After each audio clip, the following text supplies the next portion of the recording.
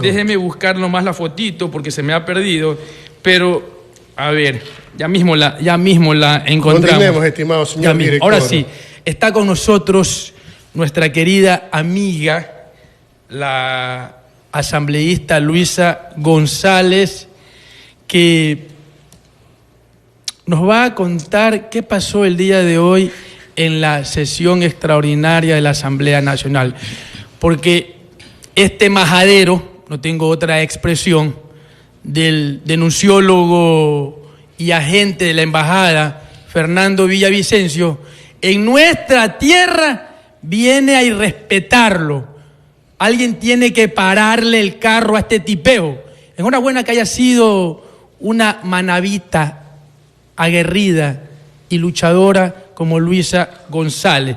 Vamos a saludarla, querida Luisa. Buenas tardes. Gracias por acompañarnos. Buenas tardes. Qué gusto estar con ustedes aquí. Un abrazo para todos los que nos están escuchando, querido Cristian. Oye, me gustaba más la otra mesita. Pero, estábamos todos ahí en círculo. Pero está bonita, está bonita. Está ahorita. Divino el set. Está lindo, Está sí. en Casa Nueva. Es que no me habían invitado un montón de tiempo. Bueno, ya mismo en el corte, el compañero Panchana va para allá y a usted le ponemos para acá. ¿Qué le parece? Cuidado, sí, se le pone cachetón, eso. Se va a poner celoso, pero yo prefiero. Oiga, Luisa, bueno, hoy día la Asamblea Nacional rindió homenaje a Puerto Viejo por su fundación que se va a conmemorar este 12 de marzo. Pero como siempre nos falta el inoportuno, el desadaptado, en este caso el señor Fernando Villavicencio, que nos vino a tachar de corrupto a los manavitas. Cuéntenos, ¿qué pasó ahí? Mire, a ver, el señor Fernando Villavicencio, en medio de una discusión que se estaba llevando sobre la ley de salud mental, toma el micrófono y él mismo dice que está un poco entrado en tragos. No creo. Sí, él mismo lo dice. Eso dice, digo. vengo tomando un poco de rompope, que ni sé qué. Una vergüenza absoluta porque era una sesión solemne. Así es. Y estábamos discutiendo la ley de salud mental, que creo que le hizo honor a la ley. Creo que demostró que es muy necesaria la aprobación de ese proyecto de ley. Y empieza a hablar del multipropósito Chone, de que el presidente Rafael Correa había dicho que nunca más se iba a inundar Chone por el multipropósito, sacando de contexto las declaraciones del presidente. Y ahorita creo que es lo mejor aclarar esto. Yo he subido algunos videos en mi cuenta en mis redes sociales, en Facebook, en Twitter, mostrando cuáles son las palabras del presidente Rafael Correa. Él dijo que con el multipropósito ya no se inundaría Chone por el río Grande. La inundación actual es por el río Mosquito y el río Garrapata. Pero este tipo empieza a hablar en contra de las obras de la Revolución Ciudadana cuando estábamos discutiendo la ley de salud mental. Y obviamente allí lo que yo le pedí a él, en ese momento no tenía el número, es que más bien le pida a su amiga, la fiscal Diana Salazar, que hable con la fiscal Ivonne Proaño, que tiene el caso de lavado de activos, número 17 010 18 19 080 782, de la familia del señor Villavicencio.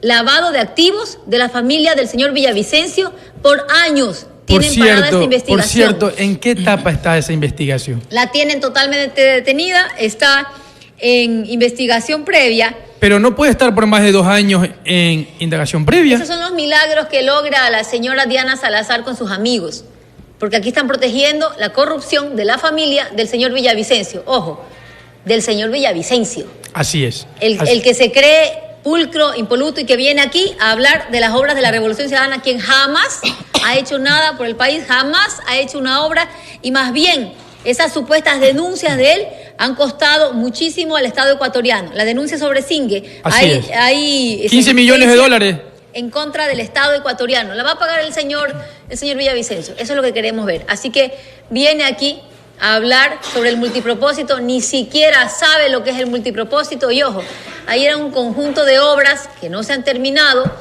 Además, viene a hablar del acueducto La Esperanza. No tiene ni idea. Parece que de verdad estaba bastante alcoholizado el señor.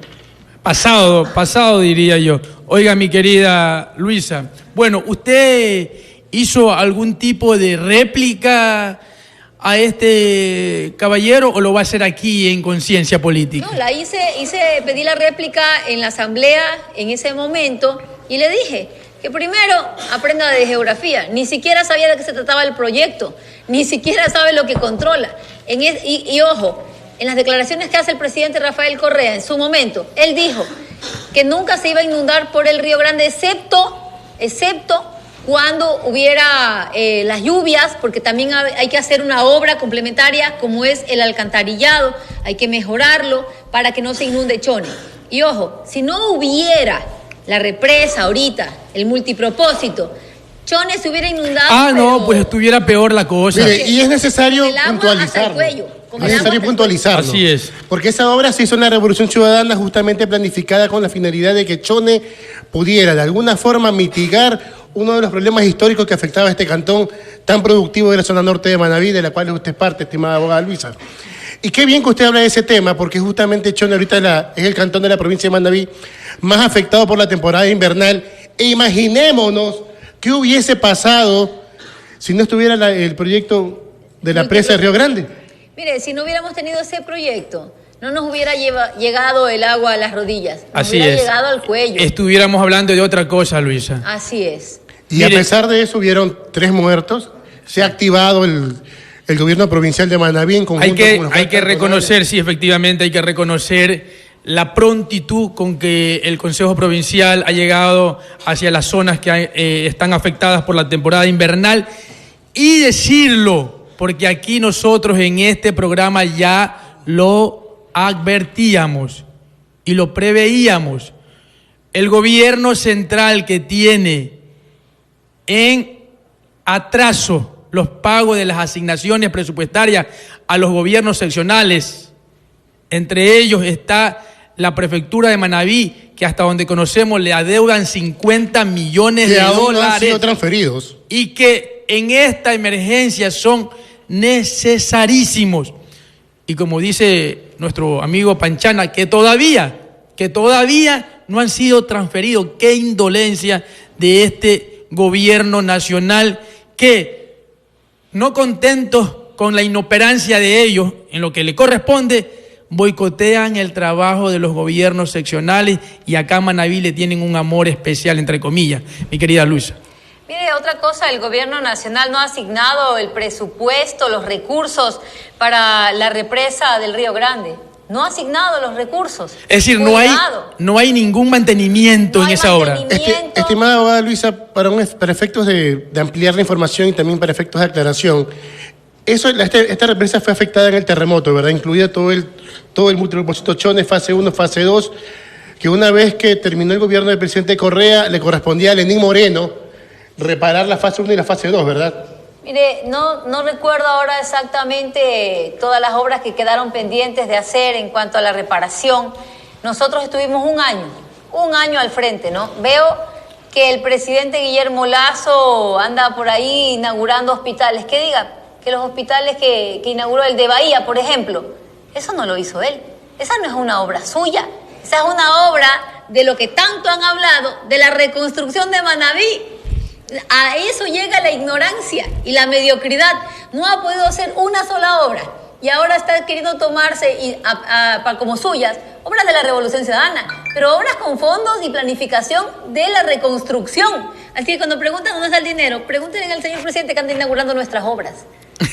Oiga, no, y además tuvo una respuesta bastante contundente por parte del líder de los socialcristianos, el señor Jaime Nebosadi. Se las cantó clarito. Que le dijo más o menos lo que la gente ya conoce de las obras que no ha hecho el gobierno nacional en el Ecuador. Mi querida Luisa, vamos con un tema que también nos preocupa a los manavitas y que en los días que pasaron, el gobierno nacional hizo conocer la suscripción de este contrato con la empresa española para este proyecto fotovoltaico que se va a montar en los terrenos que están destinados para el proyecto de la refinería del Pacífico.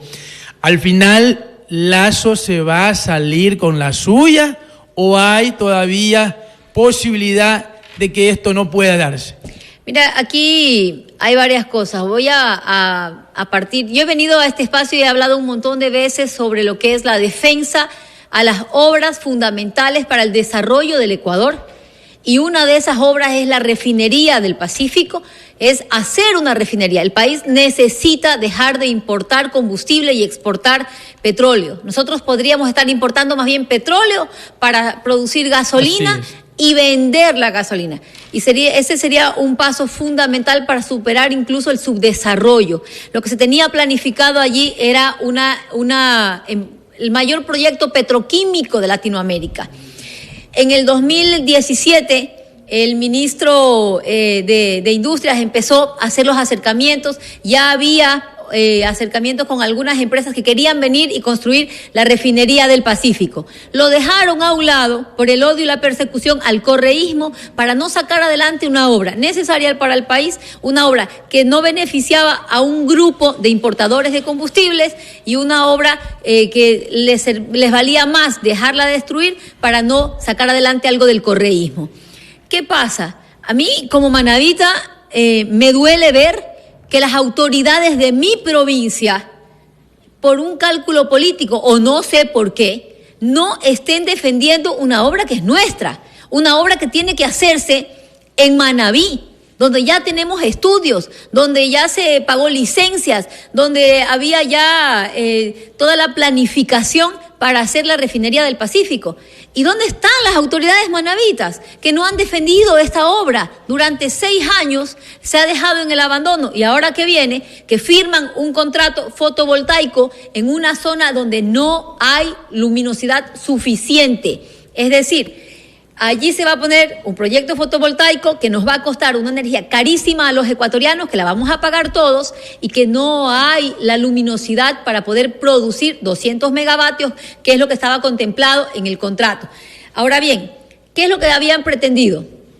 Cambiar la normativa legal para que genere o no genere la empresa Solar Pack Team los 200 megavatios, nosotros, los ecuatorianos, pagarle. Tenga, señores, ustedes pusieron un proyecto en un sitio donde no van a poder conseguir la energía que está pactada, pero por razones ajenas a su voluntad no importa, yo le voy a pagar. Es decir, se le garantiza la rentabilidad. Se le garantiza el pago cuando han puesto un proyecto fotovoltaico donde no hay luminosidad suficiente. En las comparecencias que he pedido en la Asamblea Nacional, le he pedido al Ministerio de Energía y Minas, le he pedido que me entreguen el estudio que hicieron de que la mejor opción era un proyecto fotovoltaico y no otro tipo de tecnología. Y que de todo el Ecuador, la mejor opción era en el Aromo. Nunca me han entregado. ¿Por qué? Porque no tienen los respaldos. ¿Qué es lo que hicieron? Ahí un panita dijo, mire, yo necesito, para hablar coloquialmente, yo quiero un negocio, y se lo han entregado. No existía la detección de la necesidad. Tanto no lo hay. Así, no la hay. Tenemos superávit de energía eléctrica.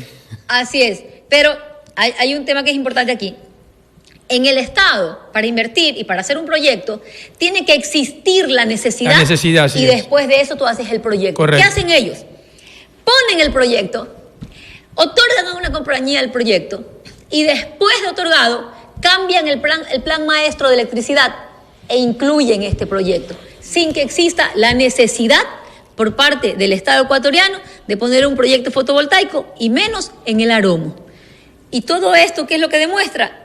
Una vez más, esa línea de corrupción que tiene el gobierno en cuanto a los sectores estratégicos. Así firman el contrato. ¿Dónde lo firmaron?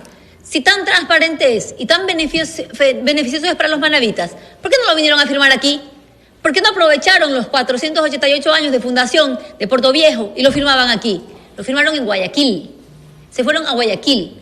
Ese es el desprecio que tienen por Manabí y que saben que están haciendo algo al margen de la ley, con la complicidad, obviamente, del presidente de la República, y lo firman en Guayas. Nosotros desde la Asamblea vamos a seguir fiscalizando. Este miércoles va a comparecer el ministro, espero que comparezca, he pedido que comparezca el ministro y que nos diga, en representación del pueblo ecuatoriano, nosotros los asambleístas, le pedimos que nos diga dónde está el contrato, qué contiene y cuáles son esas cláusulas que van a beneficiar tanto pues al pueblo ecuatoriano y no a su grupito de amigos. Mi querida Luisa, este proyecto, como usted bien lo ha señalado, es de vital importancia para la provincia, el país y la región.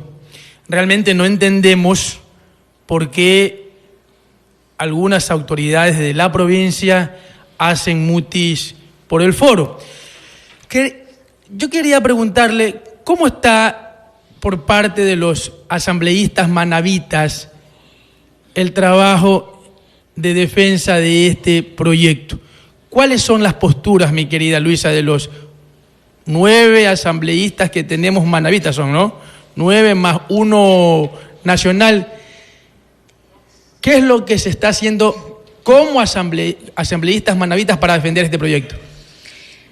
Bueno, yo he pedido a todos los manavitas que nos unamos a defender nuestra provincia y eso es lo que llama la atención. ¿Cómo es que no nos unimos todos los manavitas a defender nuestra tierra? ¿Qué es lo que nos está pasando? ¿Dónde está el alcalde de Manta? Dice, salía su eslogan en campaña, soy correísta y apoyo a Agustín Intriago. Ya, pues los correístas pedimos la defensa de las obras de la Revolución Ciudadana y entre esas está el proyecto petroquímico en la refinería del Pacífico, el pedir a este gobierno que haga esa refinería y que la hagan en Manta.